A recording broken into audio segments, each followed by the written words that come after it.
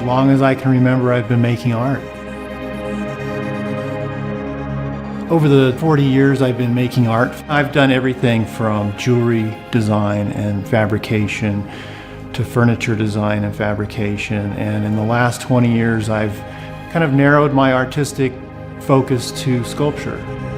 Stone, metal, and glass work, both studio work and site-specific public and private commissioned work.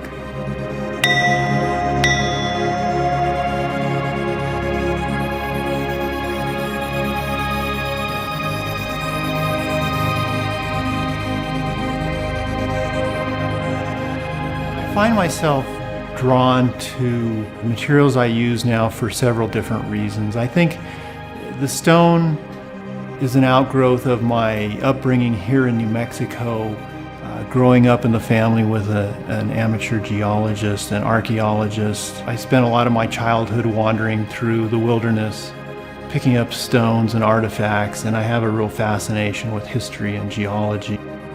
And the other thing I like about working with stone is it has a sense of timelessness and a sense of strength and solidity. And it's a material that, as human beings, well, Homo sapiens have been working with stone for 2.5 million years. I think it's really in our DNA. It's a primal material.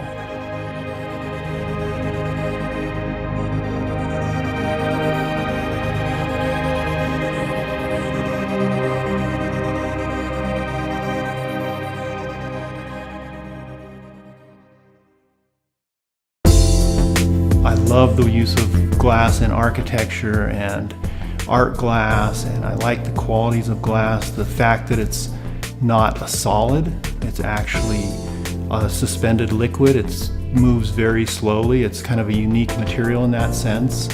I like the way it brings light into the glass and into the stone and metal, and brings life to those materials and a quality they wouldn't normally have.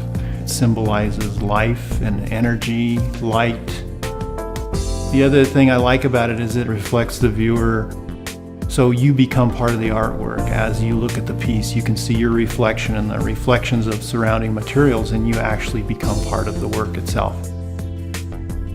The metals I use for a lot of different reasons. We've been using metals, it's a very primal material. We've been using those for tens of thousands of years.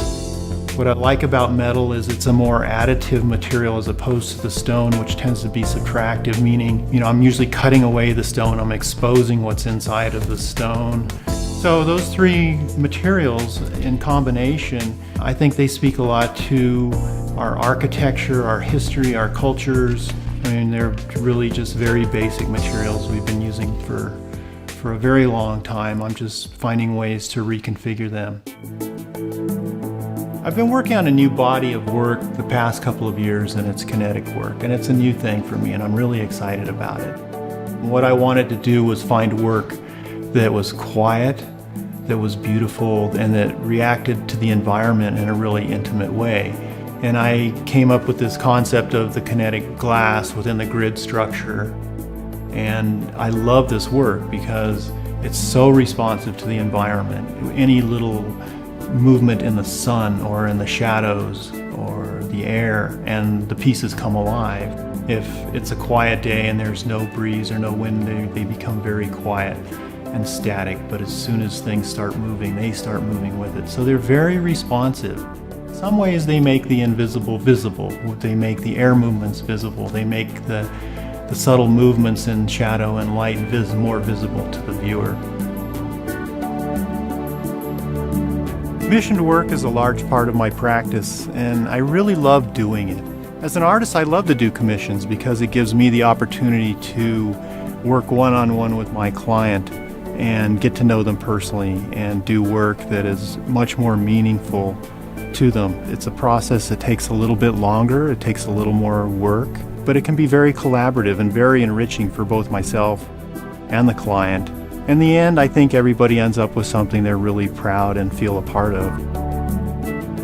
I feel like my work in a lot of ways bridges that gap between nature and architecture, history and mythology. I tend to use very simple forms in my sculpture: circles, post and lintel structures, spirals, very kind of basic elements. The forms I use are very symbolic. They transcend time and culture. I think that's why I'm drawn to them, because they are just really ancient and they're deep within us, and people respond to them at a subconscious level without even knowing why they like it. They like those forms. So I use them. I find them to be very powerful in their simplicity.